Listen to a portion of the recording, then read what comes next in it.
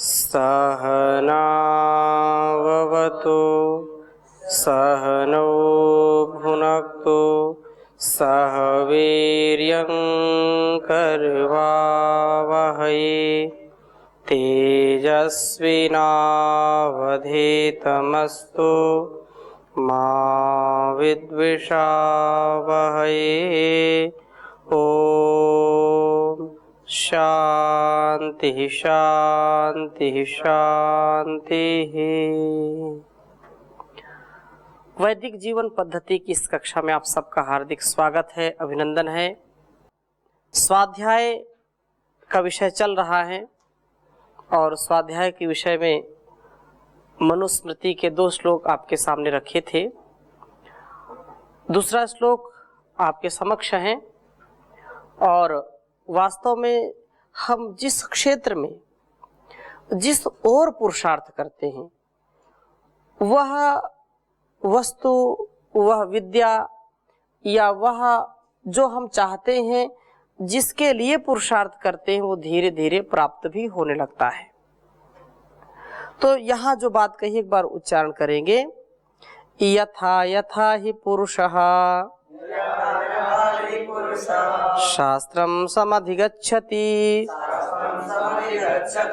तथा तथा विजानाति विज्ञानं चास्य रोचते।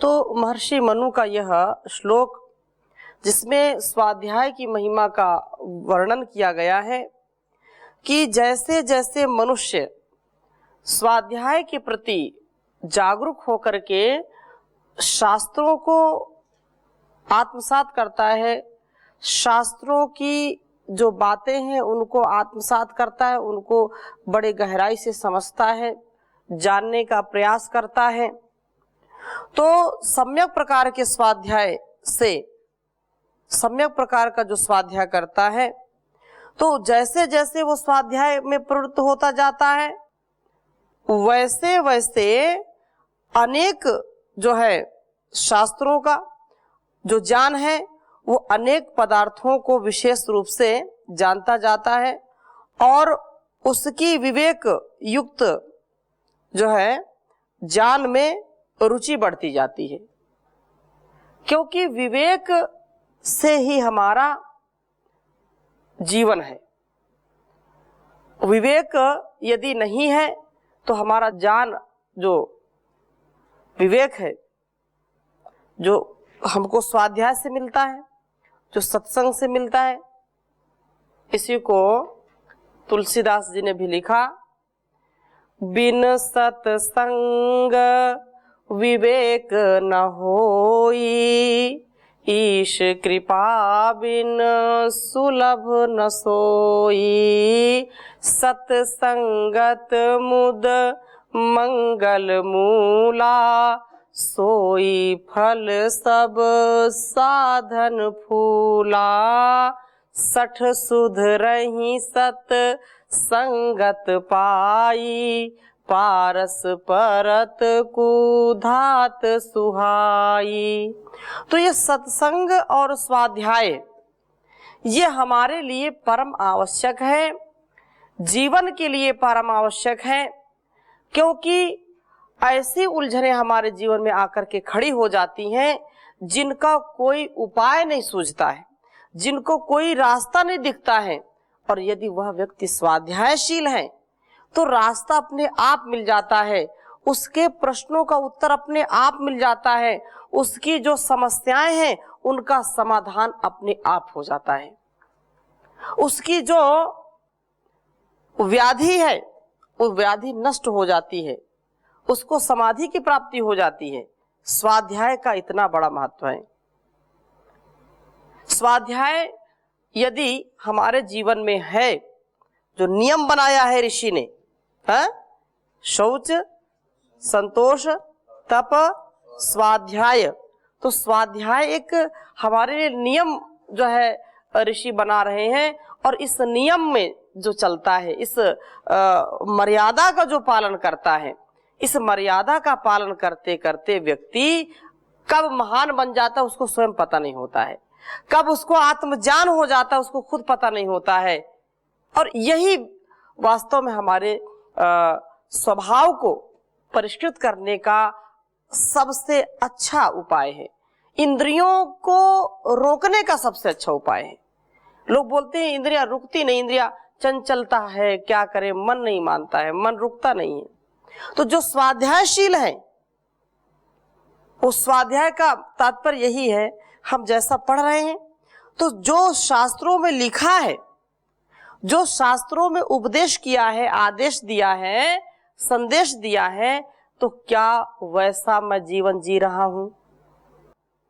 नहीं जी रहा हूं तो मुझको जीने का प्रयास करना चाहिए। ये स्वाध्याय है। स्वाध्याय अपना मिलान करना, अपने स्वभाव को शास्त्र के द्वारा बताए गए विधान को और अपने द्वारा किए गए जो कार्य हैं उनका जो है आकलन करें, उनका आत्मनिरीक्षण करें कि क्या मैंने आज जो स्वाध्याय किया है उसके अनुसार आज का जीवन जिया है, या अभी तक जो मैंने जिया है उन शास्त्रों के शास्त्र विहित वचनों के अनुसार मैंने अपने जीवन को जिया है। विचार करने की बात है। ऐसा विचार करने का पुरुषार्थ करते हैं, अर्थात अपने स्वाध्याय का समय निकालते हैं। 24 घंटे में कुछ समय सत्संग के लिए, कुछ समय स्वाध्याय के लिए निकालते हैं, कुछ समय शास्त्रों की बातों को समझने के लिए निकालते हैं, कुछ समय अपने व्यवहार को जांचने के लिए निकालते हैं कि मेरा व्यवहार कैसा है, मेरे संकल्प कैसे हैं, मेरी वाणी व्यवहार को और मैं अच्छा बना सकूं, इसके लिए और क्या करना है। ऐसा जो विचार करता है तो वह व्यक्ति सच्चा स्वाध्यायशील होता है और वही समय का सदुपयोग कर सकता है। इसलिए कहा तथा तथा विजानाति विज्ञानम चास्य रोचते। वैसे वैसे वो विज्ञानमय हो जाता है, वो जानने लगता है, विशेष प्रकार से विजानाति, विशेष प्रकार को उसको ज्ञान प्राप्त होने लगता है और वो गंभीर हो जाता है, धीर गंभीर हो जाता है, क्योंकि जानता है कि इतना जो शास्त्रों में भरा पड़ा है कि मैं तो सारा कर नहीं सकता हूं और जितना मैंने समझा जाना है उसी को यदि मैं जीने लगा तो मेरे जीवन का कल्याण हो जाएगा। ऐसे भाव से, ऐसी चेतना से, ऐसे सद्विवेक से यदि हम अपने जीवन को उत्कृष्ट करते हैं तो वास्तव में हमारा जीवन उन्नत हो जाता है। और इसी प्रकार से शतपथ ब्राह्मण में भी यह आया कि यंति वा आप एत्यादित्य एति चंद्रमा यंति नक्षत्राणि यथा वा एता देवता नेयुर्न कुर्युरेवं हैव तदर ब्राह्मणो भवति यदः स्वाध्यायं नाधीते तस्मात् स्वाध्यायो अध्येतव्यः। कहा कि जैसे जल गतिशील है, जल क्या है? गतिशील है। जिधर उसको बहने का जो है अवसर मिला, जहां उसको ढलान मिला वहीं पर वो बह गया उधर से ही। उसमें अपने आप स्वयं गति करने, वो स्वयं रास्ता खोज लेता है, उसको रास्ता दिखाने की आवश्यकता नहीं पड़ती है। जहां उसका जो है उसका मार्ग है वो अपना मार्ग स्वयं खोज लेता है। और सूर्य भी क्या करता है? गति करता है। सूर्य क्या करता है? गति करता है, गतिशील है। सूर्य और चंद्रमा दोनों गतिशील हैं। तो हमारे जीवन में भी गति हो। ओम स्वस्ति पंथा मनुचरेम सूर्या चंद्रमसा विवा पुनर्ददता घ्नता जानता संगमे मही। जैसे सूर्य और चंद्रमा अपने पथ पर, अपने जो लक्ष्य है, जैसे परमात्मा ने उनके लिए विधान बना दिया है, जैसे नियम बना दिया है, उसका कभी अतिक्रमण नहीं करते। तो वैसे भी हम स्वस्थ पथ के, कल्याण पथ के पथिक हों। तो कहा कि सूर्य जैसे जल गतिशील है, वैसे सूर्य भी क्या करता है? गति करता है। चंद्रमा भी गति करता है, और नक्षत्र, यंती नक्षत्राणी, नक्षत्र भी गति करते हैं। जिस प्रकार ये दिव्य गुण वाले जल, सूर्य आदि अपने अपने गति को कर रहे हैं, और कल्पना करें ये गति ना करें। आप थोड़ी देर के लिए विचार करिए कि जल गति ना करें, सूर्य भी गति ना करें, चंद्रमा भी गति ना करें, तो क्या होगा? संसार की दुर्गति हो जाएगी, है? यदि ये गति ना करें, परमात्मा के द्वारा बनाए विधान को न माने, अपना कार्य ना करें, तो इसका परिणाम क्या होगा? बहुत दुखद होगा। होगा कि नहीं होगा? ठीक उसी प्रकार से जो है, जो ब्राह्मण का कार्य है,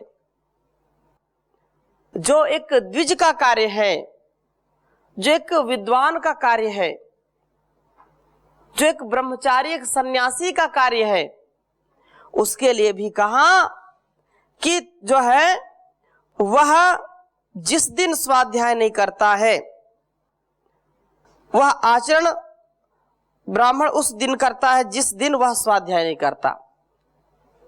कहने का आशय यह है कि जैसे सूर्य एक दिन न निकले तो कितनी जो है हानि हो जाए, कितना दुख झेलना पड़े, उसी प्रकार से कहा कि उतनी ही हानि ऐसा भी मानिए कि जब एक विद्वान, एक ब्राह्मण, एक ब्रह्मचारी सन्यासी स्वाध्याय से च्युत हो जाता है, स्वाध्याय से नीचे गिर जाता है, स्वाध्याय नहीं करता है, तो उसको ऐसी हानि उठानी पड़ती है। बहुत बड़ी बात ये कही है। इसलिए हमारे जीवन में स्वाध्याय की परम आवश्यकता है। स्वाध्याय के बिना जीवन हमारा चल नहीं सकता है। और विशेष बात यही है कि स्वाध्याय एषाम देवत्वम, महाभारत का जो है यह श्लोक बहुत अच्छा है, इसको आप एक बार लिख लीजिए। बहुत उत्तम बात कही है। नवयुवकों को, नवयुवतियों को, नौजवानों को स्वाध्याय की परम आवश्यकता होती है। होती तो सभी को है, लेकिन ये ऐसी अवस्था होती है, ऐसी आयु होती है, समय स्वाध्याय यदि नहीं है, सत्संग नहीं है, तो भटकने के 99% चांस रहते हैं। जिस युवक ने, जिस युवती ने अपने आप को स्वाध्याय से बांध लिया है, अपने आप को सत्संग से बांध लिया है, उसको इस संसार के जो भोग रोग हैं, जो वासनाओं का तूफान, जो उफान उठ रहा है, उस सबको शांत करने वाला होता है। इसलिए घर में ऐसा माहौल हम बनाएं, जैसे गुरुकुल में तो एक स्थिति है, उसी प्रकार से घर को भी हम ऐसा बनाएं कि उसमें स्वाध्याय अवश्य हो, उसमें तब की चर्चा हो, उसमें आत्मनिरीक्षण हो, जिससे हमारा जीवन बहुत ही उन्नत हो। उच्चारण करेंगे। स्वाध्याय एषाम देवत्वम, तप एषाम सतामिव, मरणं मानुषो भावः, परिवादो असतामिव, स्वाध्याय एषाम देवत्वम, तप एषाम सतामिव, मरणं मानुषो भावः, परिवादो असतामिव।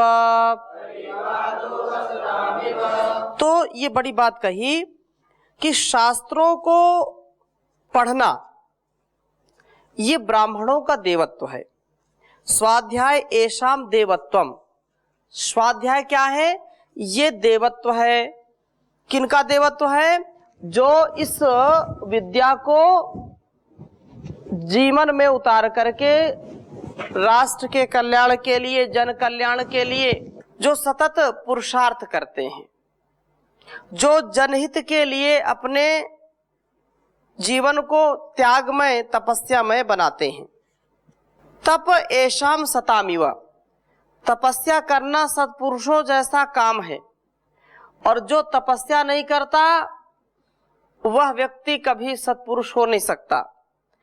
तो मरणम मानुषो भावा, मरना इनका मनुष्यपन है और झगड़ना असत्पुरुषों का आचरण है। इसलिए ये बात कही जा रही है कि जो व्यक्ति स्वाध्याय से विशेष अपने को अलंकृत करता है वही ब्राह्मण है, वही विद्वान है, वही धार्मिक है। और दूसरे स्थान पर भी ये कहा कि द्विजातीनाम अमृतम धर्मो हे कश्चैव लक्षणः यज्ञ अध्ययन दानानि त्रयः साधारणा स्मृतः। ये मनुस्मृति में भी ये बात कही जाती है और यहाँ महाभारत में भी स्वाध्याय की महिमा को, तप की महिमा को मंडित करते हुए कहा जा रहा है कि ब्राह्मणों का मुख्य धर्म सत्य आचरण है, सत्य व्यवहार धर्म है, धर्म का प्रधान लक्षण है। यज्ञ, स्वाध्याय, दान, ये तीन धर्म ब्राह्मणों के सामान्य होते हैं। और अगले बात कही कि याजन अध्यापन विप्रे धर्मश्चैव प्रतिग्रह, कि यज्ञ करना, कराना, वेद शास्त्र पढ़ना और पढ़ाना, दान लेना, ये क्या है? दान लेना और देना, मनुस्मृति में दोनों साथ साथ बात कही है। तो ये उनकी जो है आजीविका है और इसी से वास्तव में जीवन अच्छा बनता है। और बिना स्वाध्याय के, बिना सत्कर्म के यह ठीक नहीं हो सकता है। इसी को कहा कि अधीत्य ब्रह्मणो वेदान याजयेत यजेत वा, कि ब्राह्मण वेद पढ़ करके अर्थात स्वाध्याय करके यज्ञ करें और यज्ञ कराएं। बिना यज्ञ किए और यज्ञ कराए ब्राह्मणत्व तो सिद्ध नहीं होगा। वास्तव में किनको ब्राह्मण माना जाता है? तो इसके विषय में भी एक श्लोक लिख लीजिए। कहा जितेंद्रियो धर्म परः स्वाध्याय निरतः शुचिः। बहुत उत्तम बात कही है।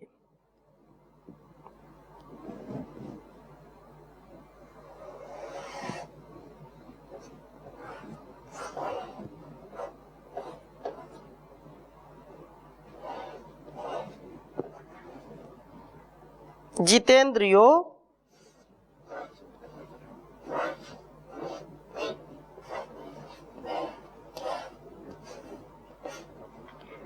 जितेंद्रियो धर्म परः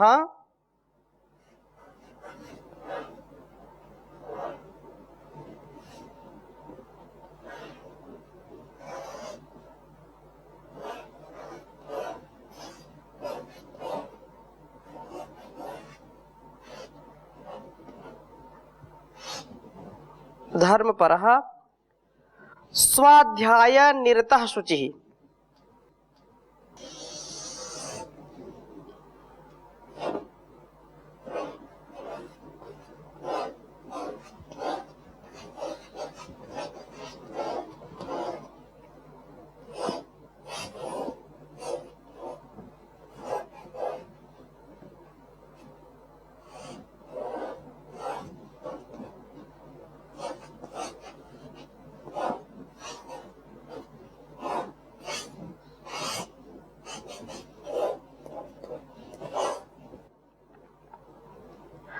काम क्रोधा वशौ यस्य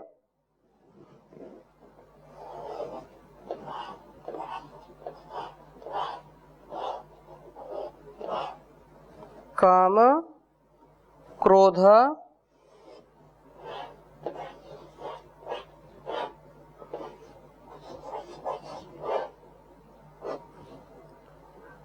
वशौ यस्य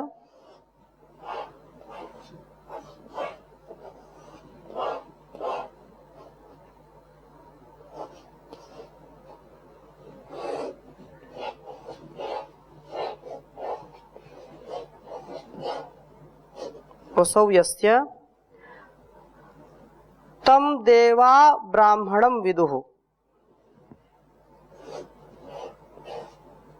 तम देवा ब्राह्मणं विदुः।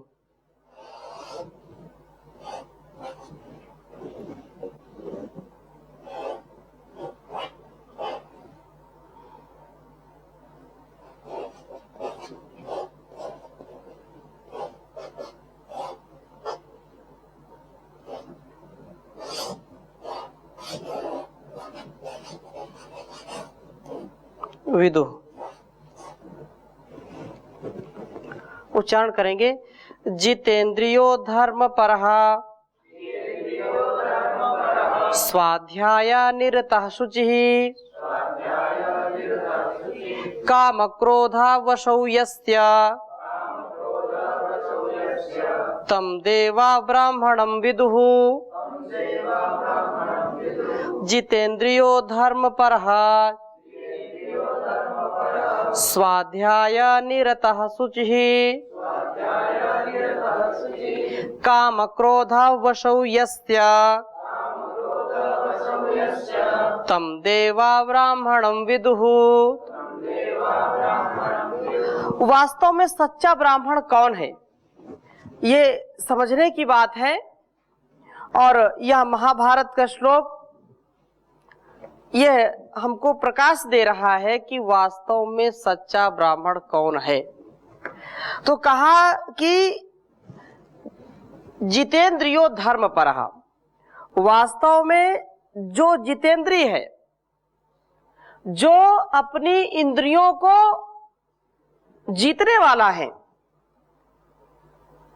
आंख नाक कान मुंह और ये त्वचा आदि शब्द रूप रस गंध स्पर्श आदि जो विषय हैं, उन पर जिसकी विजय हो गई है, जो जितेंद्रिय है, अपनी इंद्रियों को जीतने वाला। ऐसा नहीं कि रूप को देखा तो उसी में परेशान, शब्द को सुना तो उसी में परेशान, उसी में उसको आसक्ति आ गई, कोई ऐसी स्वादु चीज खा ली तो उसी स्वाद में ही अपने को जो है भटका दिया। कोमल कोमल स्पर्श से, कठोर स्पर्श से उसके स्वभाव में कोई चंचलता आ जाए या कोई पथ भ्रष्ट होने का यदि अवसर उपस्थित होता है तो वह ब्राह्मण नहीं कहलाता है। कह रहे हैं कि जितेंद्रियो धर्म परः, जो अपने कर्तव्य में सदा अडिग है, जो अटल है, जो एक पल के लिए भी डिगता नहीं है, जो कभी भी इधर उधर विचलित नहीं होता है, धर्म उसके लिए सर्वोपरि है, ऐसा जिसका स्वभाव है वो क्या कहलाता है? ब्राह्मण कहलाता है। और जिसकी हम चर्चा कर रहे हैं स्वाध्याय, तो बहुत उत्तम बात कही कि स्वाध्याय निरतः शुचि, जो स्वाध्याय में निरत है, निरत निश्चित रूप से जो उसमें रत है, उसी का जो है स्वाध्याय का ही विशेष रूप से सेवन करता है, स्वाध्यायशील है और शुचि ही पवित्र है। अंतःकरण भी जिसका पवित्र है और बाह्य रूप में भी जो पवित्र है, शुचिता का भाव जिसके अंदर है और बाहर से भी शुचिता का भाव है, अंदर बाहर एक समान है। जैसे कोई व्यक्ति जब अंदर कुछ बाहर कुछ, तो उसको बोलते हैं कि यह व्यक्ति बिल्कुल विश्वास पात्र नहीं है, ये दोगला है। क्या बोलते हैं? ये दोगला व्यक्ति है। दोगला से मतलब क्या है? जो दो गला है, जिसके गला तो एक ही होता है ना, बोलने का ढंग, वो दो गला है। एक दूसरी बात थोड़ी देर में दूसरी बात बोल दिया, फिर उसको दूसरी विपरीत बोल दिया। जो दो गला नहीं है जिसके, वह ब्राह्मण है। जो दोहरी बात नहीं करता। प्रभु श्री रामचंद्र जी के विषय में आता है, वो द्विन भाषते, रामा द्विन भाषते। राम जो है दोहरी बात नहीं करते, एक बात करते हैं। तो एक बनो नेक बनो। तो यही बात यहां कह रहे हैं कि वास्तव में जो शुचिता रखता है अंदर से भी बाहर से भी, और काम क्रोध वशो यस्य, काम और क्रोध जिसके मुट्ठी में है, जिसको काम क्रोध ने जो है कभी भी पराजित नहीं किया, अर्थात उससे पराजित हुए स्वयं, उसको वश में नहीं जिसको कर पाए। और यस्य तम देवा ब्राह्मण विदुः, जिसने काम और क्रोध को वश में कर लिया है, उसे देवता ब्राह्मण मानते हैं। देवता लोग उसको क्या कहते हैं? ब्राह्मण कहते हैं। और ब्रह्मचर्यम तपो मंत्रा सत्यम चा ब्राह्मणे सदा। एक बात और कही कि ब्राह्मण को सदा ब्रह्मचर्य, तपस्या, मंत्र जप, वेदाध्ययन और सत्य बोलना चाहिए। ये भी एक उपदेश दिया है। तो हमारे जीवन में हम ब्राह्मण भी हैं, हम क्षत्रिय भी हैं, हम वैश्य भी हैं, हम शूद्र भी हैं। तो इसकी चर्चा हम और आगे करेंगे। अभी यहीं पर विराम दे रहे हैं। ओम शांति शांति शांति।